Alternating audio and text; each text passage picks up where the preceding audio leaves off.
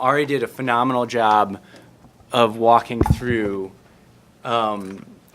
smart strategies and applications for these data systems that have been developed by Ed Trust and by Bruce Baker and by Urban Institute.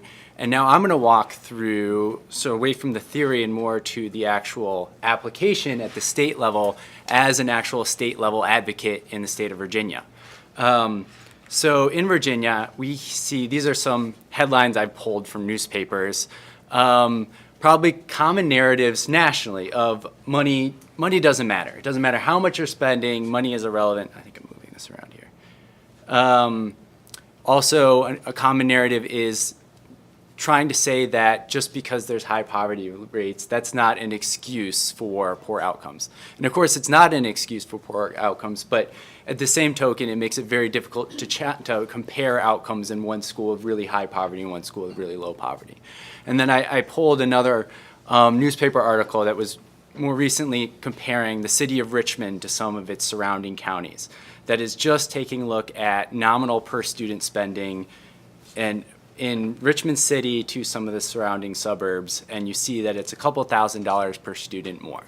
And the conclusion is, of course, there's administrative waste. We should not be, the conversation that is happening right now in the city of Richmond is whether the city should raise its property tax rates by 9 cents to help fund their public education system. And these types of comparisons often kind of undermine those efforts. And that is where it's really helpful to have developed comparisons that allow you to have a kind of a more robust picture so that we're not just looking at per student spending. We're taking into consideration school-age child poverty rates. We're looking at the cost of living in those areas. We're looking at the population concentration. And this is, I've took from the appendix from Dr. Baker's report, the Shame of the Nation report that he put forward, and looked at, here are per student spending in Virginia in our highest and lowest poverty divisions, the gray bar being what our current spending is, and the orange bar being what would be the cost to achieve about average outcomes on reading and math scores. And so Richmond City in that example that I just mentioned, that's in that 5th area, and it's about 13,500, but still well before what the model predicts would be needed to get national average outcomes. Whereas those other divisions are in the 3rd or the 2nd grouping, and so you can see that it's really not a fair comparison to be putting those two against each other and their spending levels. And so by having this type of a model developed, you can have, instead of just using the apples to oranges argument, you can say, here's what it would actually cost based on an actual system that models it out. Similarly, this is taken from also Bruce Baker's work looking at the fairness of funding distribution, looking at state and local spending, and to also use the meaningful measure from Ari's presentation. When I meet with legislators and I'm talking about investments in targeted aid going to our high poverty divisions, the first thing I show them is I pull up the report and I go to this fairness measure or the progressivity measure in the new report, and I point out that Virginia is one of the regressive states in terms of funding. This is particularly true when you look at it state and local grouped together, because Virginia is a state that relies pretty heavily on local governments and local property taxes to fund their school systems, and there's wide disparities in wealth. So this is another way of taking these national models and applying them into the state or local advocacy space. And I find that these arguments really help when you pair them with other national research on the importance of school funding in terms of long-term outcomes.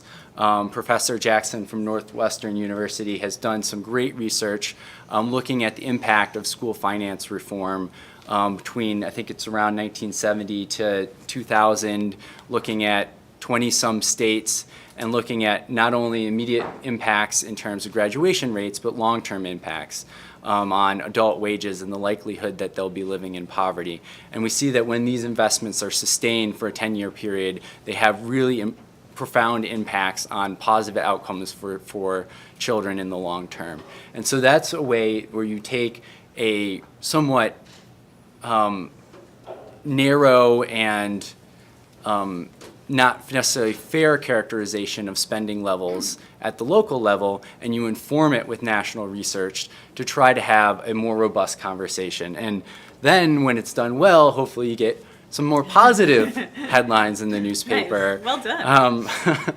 And so this is, some work on, this was me highlighting research from Dr. Baker talking about Virginia needs to spend much more on students in high poverty districts, or Virginia's high poverty school divisions get less funding than other states. Of course, comma report says, but still, I think that this really helps kind of frame the conversation that people are seeing on a daily basis, and has started to lead to interest and support from legislators, and from this last article, to introduce, to try to build, particularly in the state of Virginia, our weight, and we have a categorical side program for weighted funding that's pretty pales in comparison to the national average, and we've seen it start to get built every single year for the last 3 years, and are hoping this will continue to we can have a state that is no longer regressive in Dr. Baker's models.